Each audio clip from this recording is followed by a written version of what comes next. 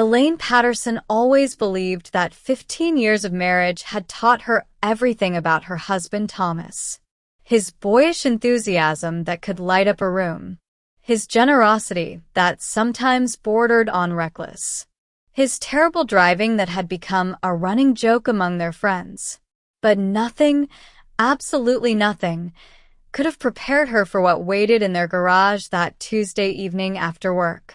There, gleaming under the harsh fluorescent lights, sat a candy apple red 1965 Ferrari 275 GTB, its chrome fixtures reflecting Elaine's stunned expression as she stood frozen in the doorway, grocery bags slipping from her trembling fingers.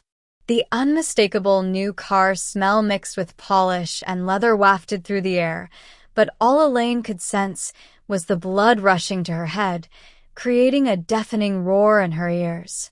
This wasn't just any car.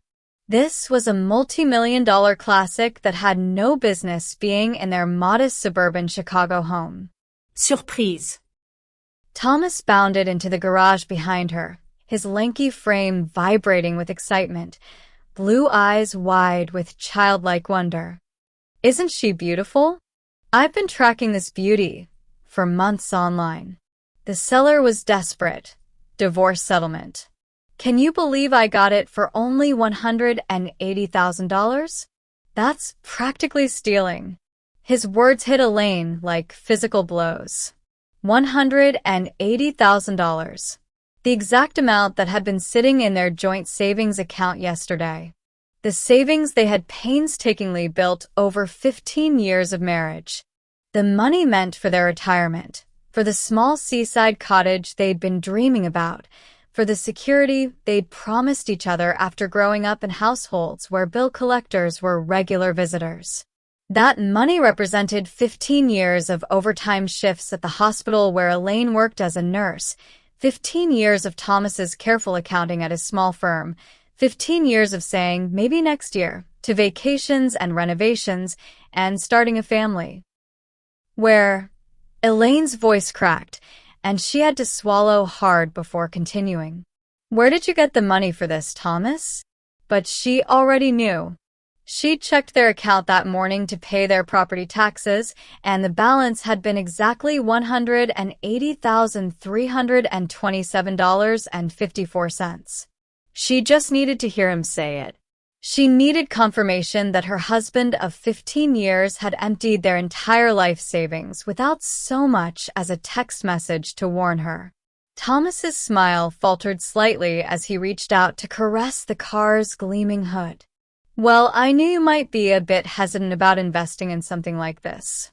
But trust me, Elle, these cars only appreciate in value. In 5 years, it'll be worth double what I paid. It's a better investment than any retirement account. His voice took on that familiar defensive tone she'd heard whenever he made impulse purchases in the past. The $800 drone that had crashed into their neighbor's pool on its first flight, the home brewing equipment that gathered dust in their basement after one failed batch. But this wasn't a drone or some hobby equipment. This was their entire financial future. Thomas, Elaine said slowly, her voice dangerously quiet, you failed your driving test 5 times. The color drained from Thomas's face as she continued. You get motion sickness just sitting in the passenger seat. The last time you tried to drive my Honda to the grocery store, you had a panic attack at the intersection, and I had to come pick you up. Her voice rose with each sentence, years of patience finally giving way to raw fury. You can't even drive, Thomas. You spent our entire life savings on a car you can't even drive. The last words echoed through the garage, bouncing off the Ferrari's polished surface as Thomas seemed to physically shrink before her eyes. I was going to take lessons, he stammered, his excitement deflating like a punctured balloon. I thought maybe with a car like this, I'd be more motivated to overcome my anxiety. But Elaine wasn't listening anymore. She was calculating exactly how many night shifts, how many holidays worked, how many family events missed, all reduced to this red monstrosity that her husband couldn't even enjoy. The betrayal cut deeper than any knife. This wasn't just about money, it was about trust, respect, partnership. All things she thought defined their marriage. She turned her back on Thomas, walked into the house, and quietly closed the door behind her. She didn't slam it. She didn't scream. Her silence was more terrifying than any outburst could have been. Within 20 minutes, she had packed an overnight bag and called her younger sister, Vanessa. "I need a place to stay tonight," was all she said, her voice eerily calm despite the storm raging inside her. "Of course," Vanessa replied, concern evident in her voice. "What happened?" "I'll explain when I get there," Elaine said, ending the call as she walked past Thomas, who stood frozen by the Ferrari, looking lost and small beside the gleaming machine that had cost them everything. Vanessa's apartment across town became Elaine's refuge for the next 3 days. Her sister, 5 years younger and perpetually single by choice, had always viewed marriage with skepticism bordering on disdain. As Elaine recounted Thomas's betrayal through angry tears that first night, Vanessa's reactions escalated from outrage to full-blown character assassination. "I always said he was a man-child," Vanessa declared, pouring more wine into Elaine's glass. "This is just proof.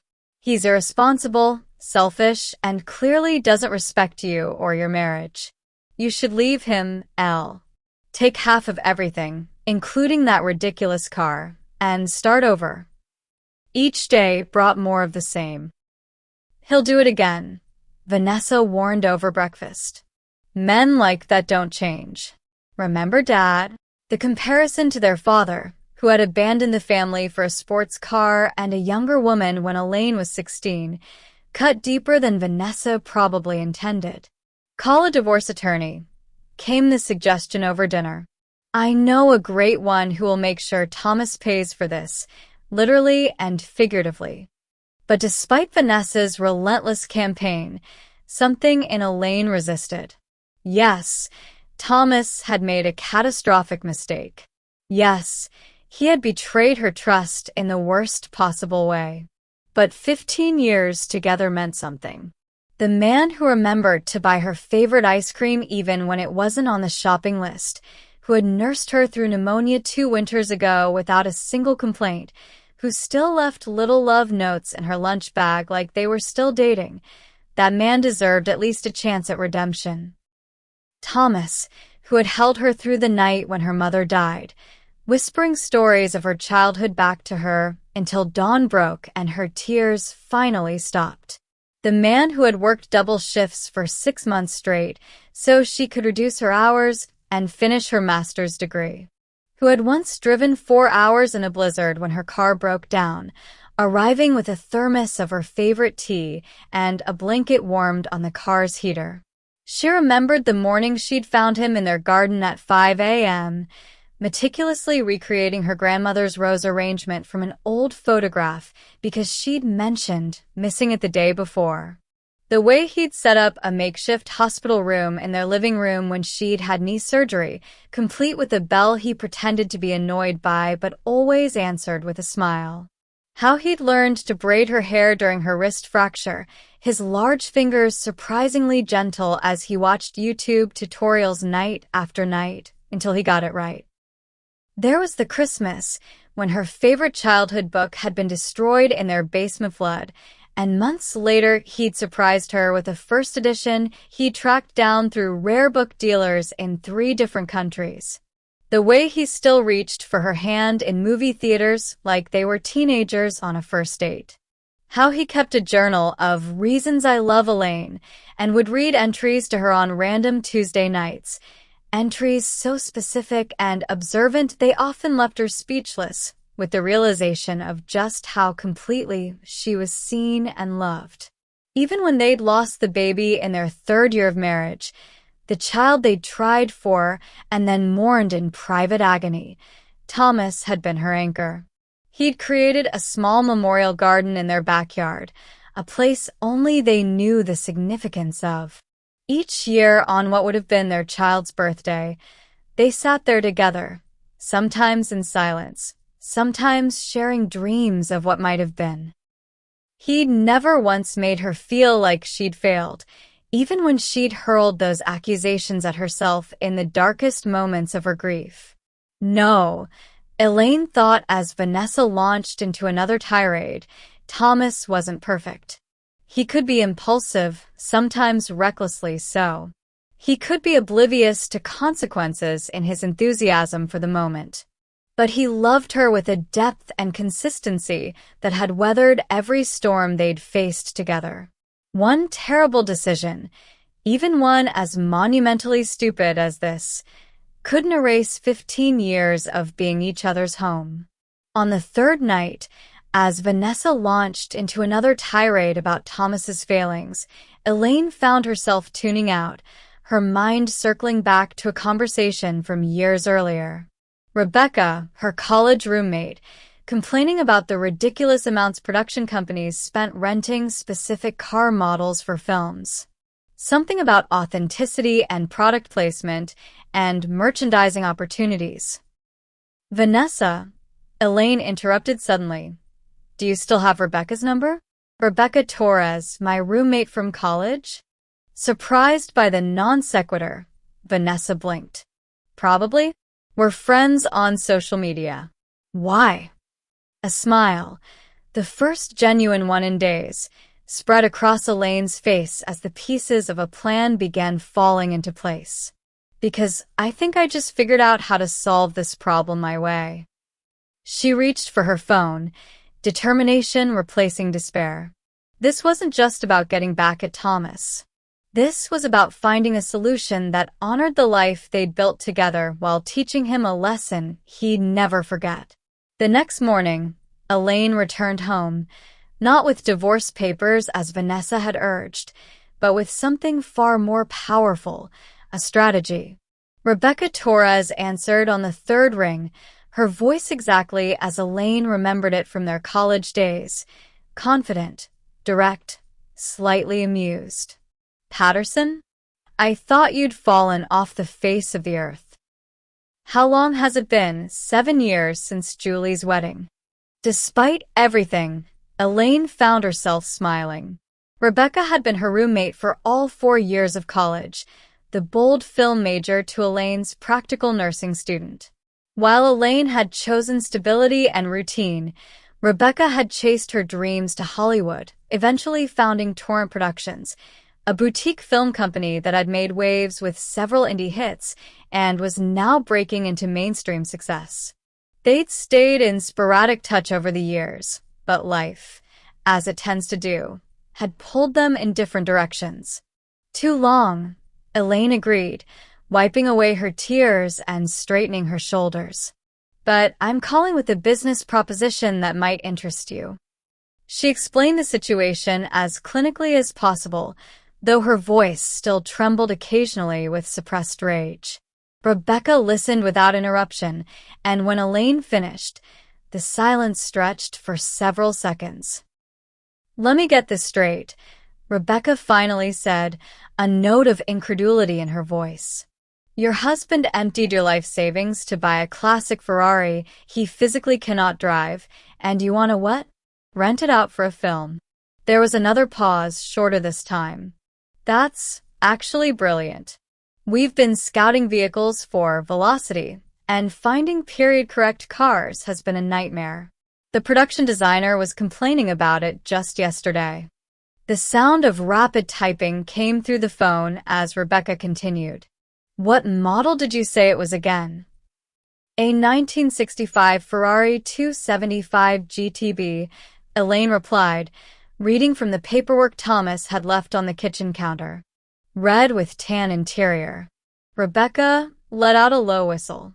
That's literally perfect for the main character's car. Our budget for vehicle rental is $5,000 per day, plus insurance. We'd need it for 6 weeks of principal photography, possibly longer. Plus there's merchandising if the film does well. Toy cars, posters, the whole package. She named a percentage that made Elaine's eyebrows shoot up. But, Elaine, are you sure? This is your husband's car we're talking about. No, Elaine corrected, her voice hardening. This is our car. Bought with our money. Money we spent 15 years saving together. She took a deep breath. And there's one more condition. Thomas needs driving lessons, professional ones, from someone who specializes in anxiety cases. Can you arrange that? Rebecca laughed, the sound warm and familiar. Honey, this is Hollywood. We can get the world's top stunt driver to teach him, if that's what you want. Consider it done. They spoke for another hour, hammering out details, drafting terms. By the time they hung up, Elaine had emails containing contracts, insurance documents, and a formal offer that would not only recoup their savings, but add a substantial profit. For the first time since seeing the Ferrari, Elaine felt a sense of control returning. She heard Thomas moving around downstairs, probably wondering if she was still furious, probably working up the courage to approach her. She wasn't ready to face him yet. Instead, she opened her laptop and began researching specialized driving schools for people with severe driving anxiety. The next day, Elaine called in sick to work for the first time in 3 years. She spent the morning making arrangements, speaking with Rebecca's production team, coordinating with a specialized driving instructor who had agreed to take Thomas on as a client. She ignored Thomas's attempts at conversation, responding only with monosyllables when absolutely necessary. His remorseful puppy dog eyes, normally so effective at dissolving her anger, bounced off her like raindrops off a windshield. This wasn't a forgotten anniversary or a maxed-out credit card. This was their future, casually decimated for a midlife crisis on wheels. By afternoon, everything was in place. All that remained was the execution. Elaine waited until Thomas left for his weekly tennis game with colleagues before making her final call. Within the hour, Rebecca's transportation coordinator arrived with a specialized trailer and 2 assistants. With clinical efficiency, they loaded the Ferrari and secured it, having Elaine sign several documents confirming the car's condition upon pickup. As the gleaming red machine disappeared down their street, Elaine felt a strange mixture of vindication and loss. She wasn't a vindictive person by nature. She'd always been the peacemaker, the one who compromised, who understood. But there were limits to understanding, boundaries to compromise. Thomas had crossed them both with a single impulsive decision. Now he would learn what happens when trust is broken so spectacularly. Thomas arrived home at 6:37 p.m., whistling as he entered through the front door, a sound that abruptly cut off when he reached the empty garage. Elaine watched from the kitchen window as he circled the vacant space where the Ferrari had been parked just hours earlier, his movements becoming increasingly frantic. When he burst into the kitchen, his face was ashen, eyes wide with panic. Elaine, the car, it's gone. Someone stole it. We have to call the police. Oh my God, the insurance. Did I even get insurance yet? His words tumbled out in a breathless rush as he fumbled for his phone. No one stole it, Elaine said calmly, sliding a thick manila envelope across the kitchen island toward him. I rented it out. Thomas froze, his phone halfway to his ear. You what? The simple question contained multitudes, confusion, disbelief, the beginning edges of outrage. I rented it out, Elaine repeated, maintaining that same unsettling calm. To Torrent Productions. You remember my college roommate Rebecca? She owns the company now. They're shooting a film called Velocity and needed exactly that model of Ferrari. She tapped the envelope with one perfectly manicured nail. All the paperwork is there. They're paying $5,000 per day for 6 weeks, plus a percentage of merchandising if the film performs well. That's $210,000 minimum, Thomas. Plus interest, you might say.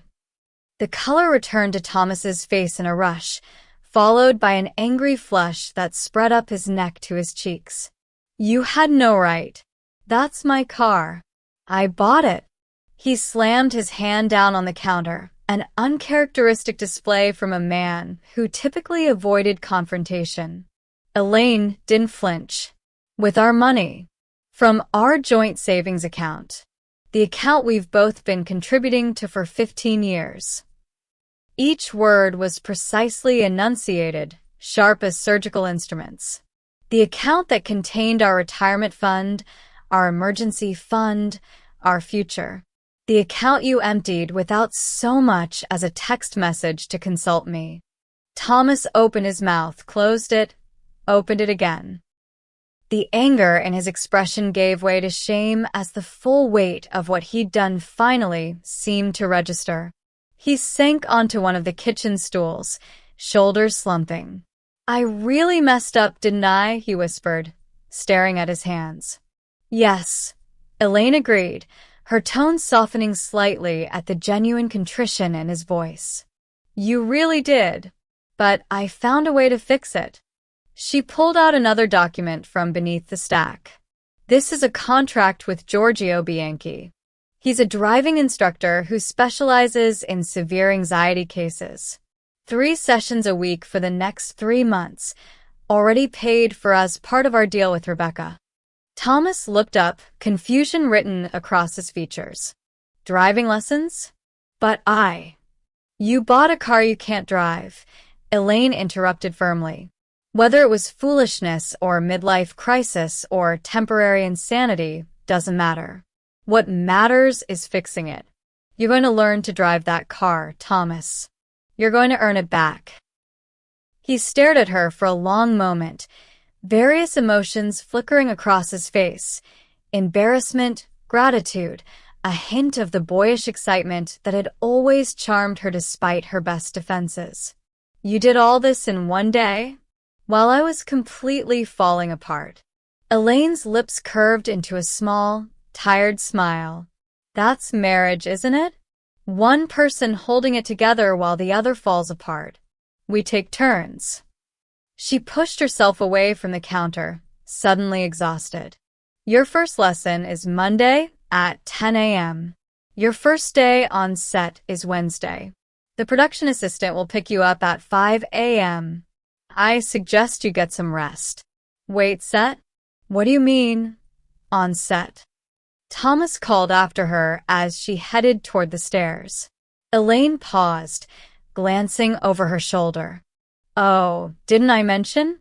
Part of our agreement is that the car's owner gets a small cameo in the film. You'll be playing a valet who parks the main character's Ferrari. Ironic, isn't it? Without waiting for his response, she continued upstairs, leaving Thomas to absorb the full scope of her solution to his catastrophic mistake. The first day of filming arrived with the pale light of dawn barely breaking over the Chicago skyline. Thomas sat nervously on the front steps of their house, dressed in the casual but presentable outfit Elaine had laid out for him the night before. His leg bounced uncontrollably as he checked his watch for the 5th time in as many minutes. The pro, Tyan, had arrived exactly on time, ushering Thomas into a waiting SUV with promises of coffee at the set. So, you're the owner of the Ferrari, huh? Zoe asked as they navigated through empty early morning streets. It's gorgeous. The director's in love with it. Says it's like the world's most expensive supporting actor. Thomas managed a weak smile. Actually, it's more my wife's car now.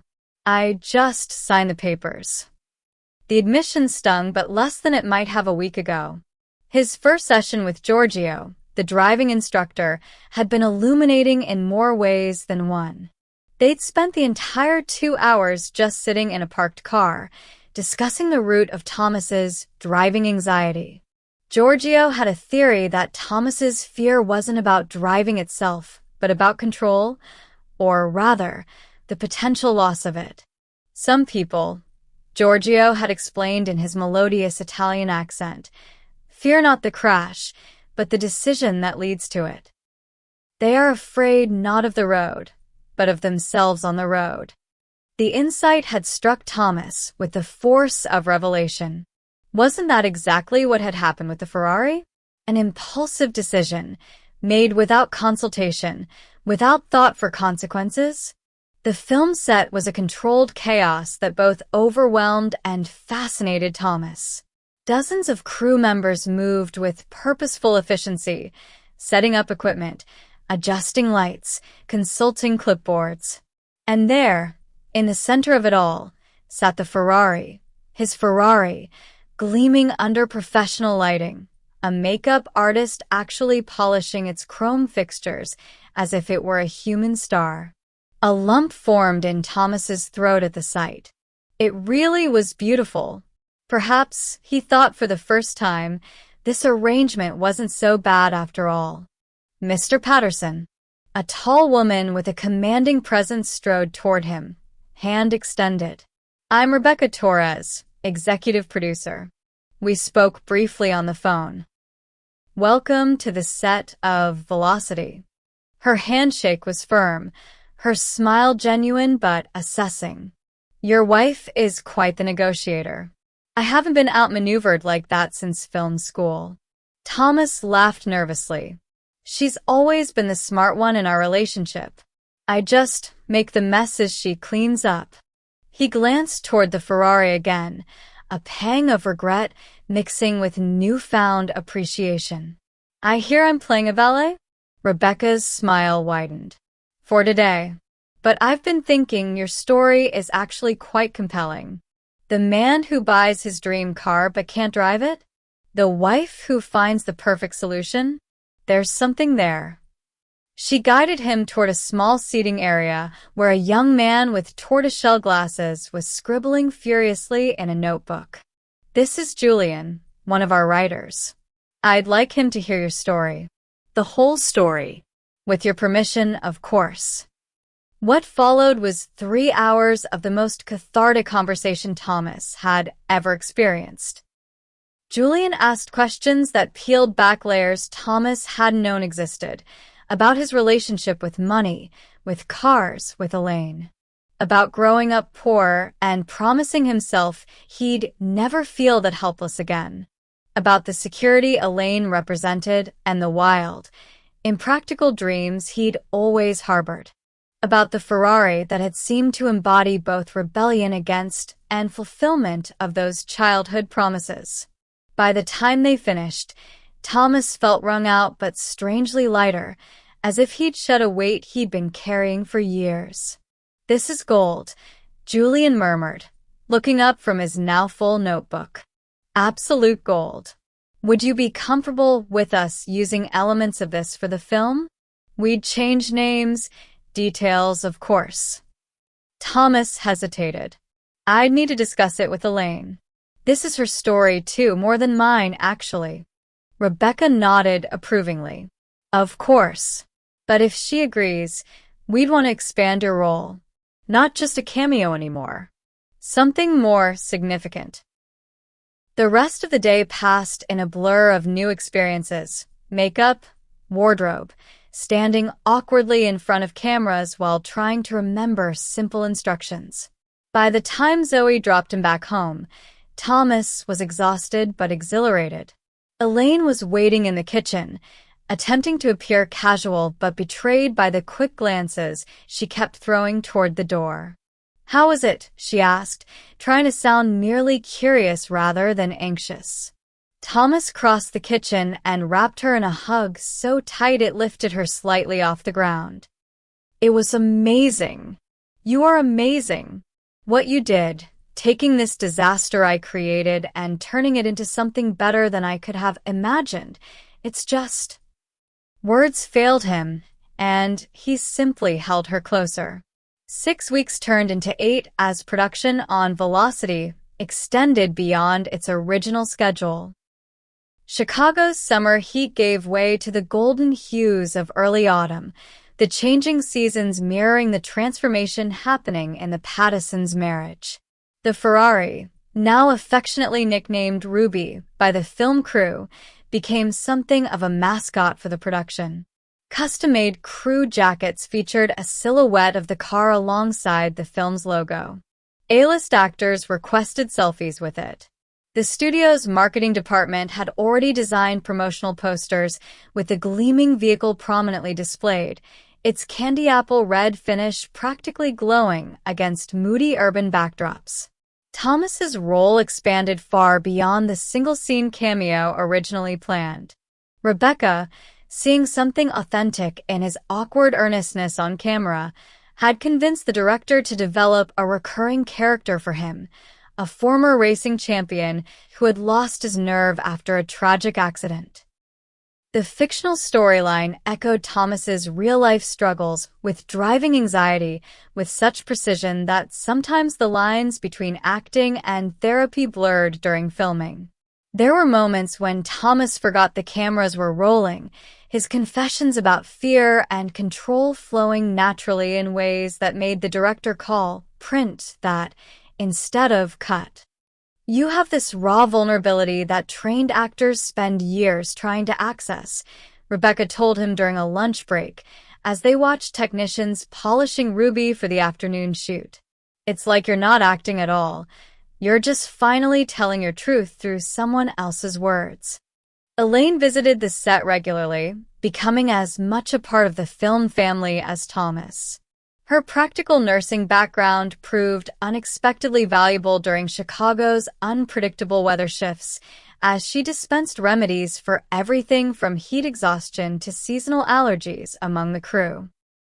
Her knack for solving logistical problems, from rearranging shooting schedules around weather forecasts to negotiating with difficult location managers, had Rebecca half-jokingly offering her a producer credit.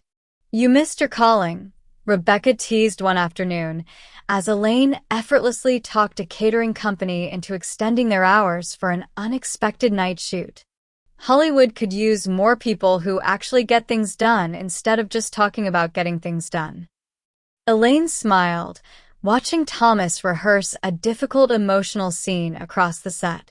"I think I'm exactly where I'm supposed to be." But the most remarkable transformation was happening off-screen. Thomas's sessions with Giorgio, the specialized driving instructor, had evolved from an obligation into something approaching a spiritual journey. They progressed methodically. First sitting in parked cars discussing the psychology of fear, then practicing breathing techniques while the engine idled, then navigating empty parking lots in ever-widening circles. Giorgio's approach combined technical instruction with something deeper, an understanding that Thomas's fear wasn't just about potential accidents, but about the weight of consequences, the burden of responsibility. "In Italy, we say the car is an extension of the soul," Giorgio explained during one session, his accent thickening with emotion. "How you drive reflects how you move through life. Too cautious, you miss opportunities. Too reckless, you create damage. The balance, Thomas, this is what we seek." By the 6th week, they had progressed to quiet residential streets, Thomas white-knuckling the steering wheel as they passed playing children and parallel parked cars. By week 7, they ventured onto busier roads, Thomas sweating through his shirt, but keeping his breathing steady as Giorgio murmured encouragement. And then, in a breakthrough moment that had Thomas calling Elaine in tears of triumph, actual highway driving, merging into traffic at 60 miles per hour, the speedometer creeping upward as Thomas felt something unclench in his chest for the first time in decades. "I did it, Elle." He sobbed into the phone from a highway rest stop, Giorgio discreetly stepping away to give him privacy. "I actually did it. I didn't panic. I didn't freeze. I just drove." The panic attacks that had once defined his relationship with driving diminished, replaced by a growing confidence that Giorgio attributed to Thomas finally confronting the root of his fears. "It is never the thing itself we fear," Giorgio told them both during their final session. "It is what the thing represents." For Thomas, Driving represented loss of control, possible failure, decisions that cannot be undone. Now, he understands this is life itself. We cannot avoid these things. We can only learn to navigate them with awareness. On a warm September evening, as they sat in Adirondack chairs in their backyard watching fireflies blink against the deepening twilight, Thomas attempted to articulate the transformation he felt. A half-empty bottle of Chianti sat between them, a gift from Giorgio to celebrate Thomas's newly acquired driver's license. Full privileges, no restrictions. The certificate had arrived that morning, Thomas's smiling photo looking back at him like a stranger, or perhaps like a version of himself he was only now meeting. It was never about the driving, Thomas explained, swirling the ruby-red wine in his glass, its color reminiscent of the Ferrari that had changed everything. It was about trusting myself to make good decisions in moments that matter. I didn't trust myself because I knew, somewhere deep down, that I make impulsive choices without thinking them through. He reached for her hand across the space between their chairs, entwining their fingers. Like buying a car I couldn't drive with money we'd spent years saving. Elaine squeezed his hand, her engagement ring and wedding band catching the glow of the solar lights lining their garden path. You know what's funny? I always loved that impulsive side of you. The way you'd bring home random flowers on a Tuesday. The midnight road trips to see a meteor shower. The Christmas you surprised me with rescue kittens. She paused, considering. Even my sister Vanessa, with all her dire warnings about you being just like our dad, couldn't make me forget those things. It's the scale, Thomas finished for her. The understanding between them so complete it felt like they were sharing the same thought. A surprise dinner is one thing. Emptying our life savings is another. He brought her hand to his lips, pressing a kiss to her knuckles. I'm learning the difference. I promise. A comfortable silence settled between them, punctuated only by distant neighborhood sounds, children being called in for dinner, a lawn mower finishing its final row, the ice cream truck making its last rounds of the season. The normalcy of it all felt precious somehow, as if they had journeyed to some far distant place and returned to find home both exactly the same and entirely transformed. The day Ruby returned to their garage was marked with a small celebration. Rebecca had suggested filming the homecoming for potential DVD bonus features, but Elaine had gently declined.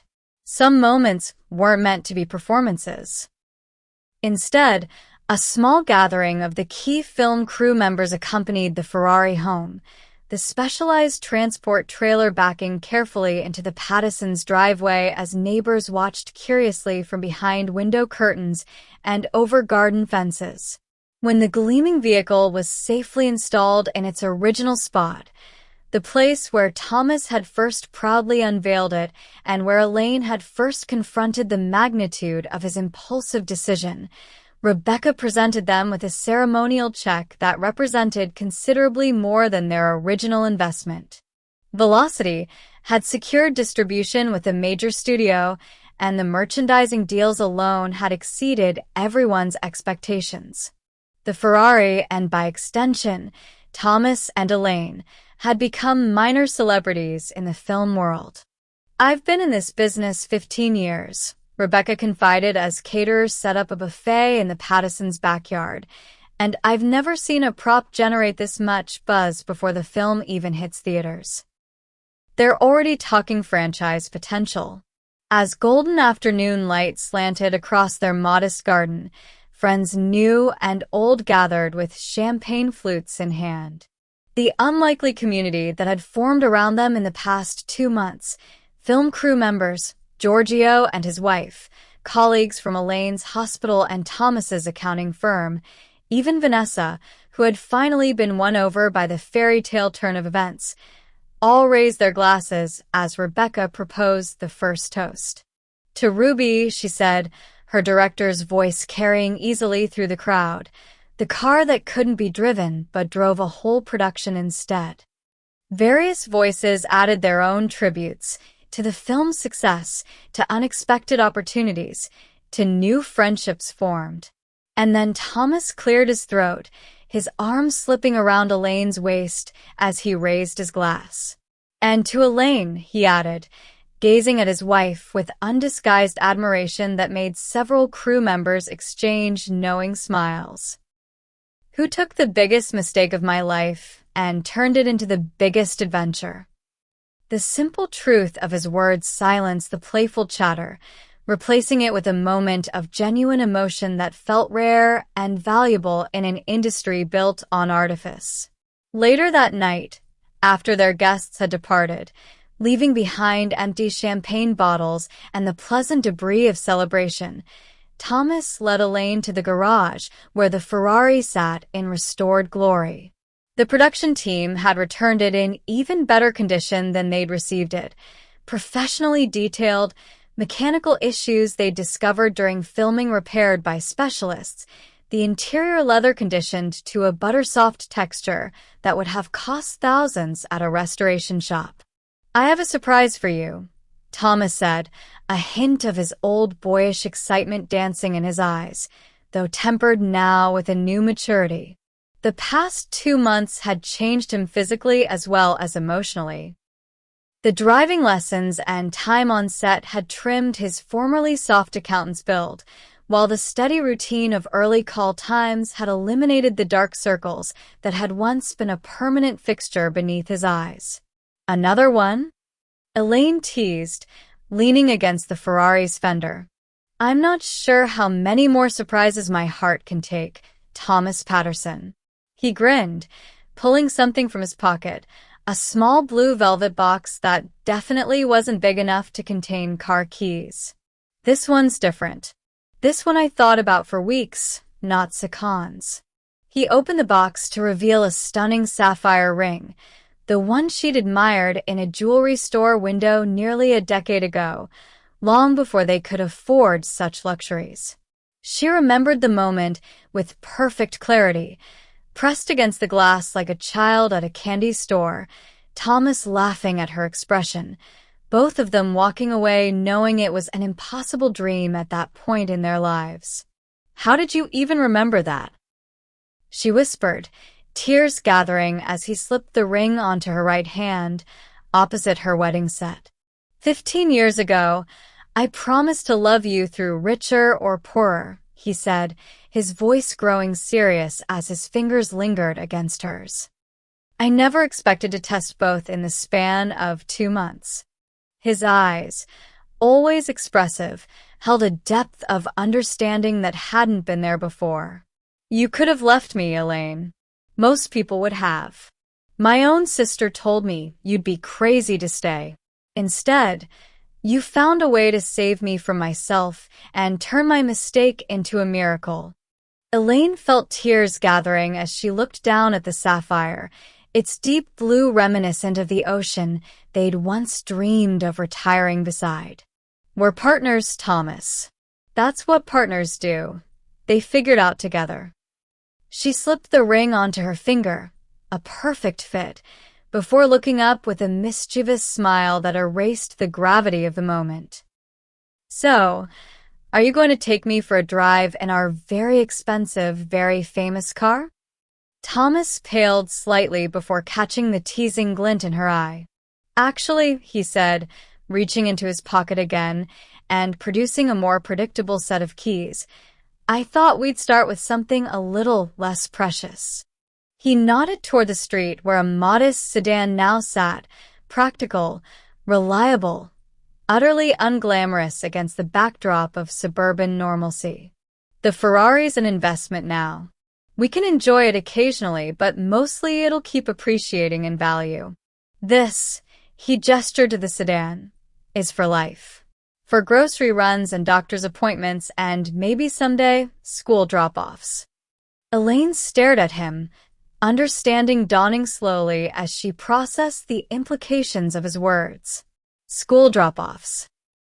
Thomas nodded, suddenly nervous in a way that reminded her of their first date, when he'd asked if he could hold her hand during the movie they'd both forgotten the plot of by the end of the night. If you still want that. A family. The timing was never right before, but now.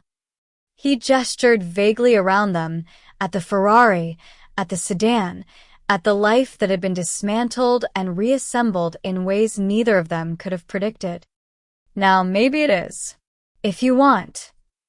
She answered him not with words, but with a kiss that contained 15 years of shared dreams, 2 months of upheaval, and a future suddenly wide open with possibilities. Yes, she finally whispered against his lips when they parted, both slightly breathless. I still want that. I always have. As they stood in the garage, the Ferrari gleaming beside them like a silent witness to their renewed vows, Thomas couldn't help but laugh, a sound of pure joy rather than the nervous laughter that had once been his default. I think I finally understand what you meant about me being foolish rather than selfish, he said, tucking a strand of hair behind her ear with gentle fingers. And I'm going to try very hard to be neither from now on. Elaine smiled, leaning her head against his shoulder as they stood together in the space that had once represented crisis, but now felt like the beginning of a new chapter. Just be you, Thomas. The man who dreams big enough to want a Ferrari he can't drive. The man brave enough to face his fears. The man who, despite his mistakes, loves fiercely enough to make it all worthwhile. She glanced at the Ferrari, then back at him, the journey of the past 2 months reflected in her eyes. Just try to consult me before the next life-changing purchase, okay?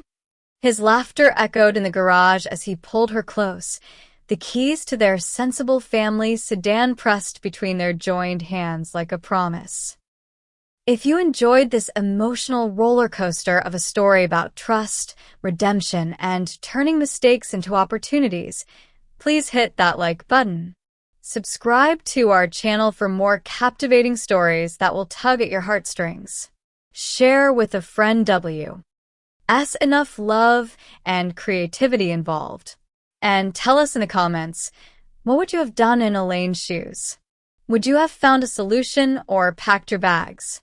We'd love to hear your thoughts.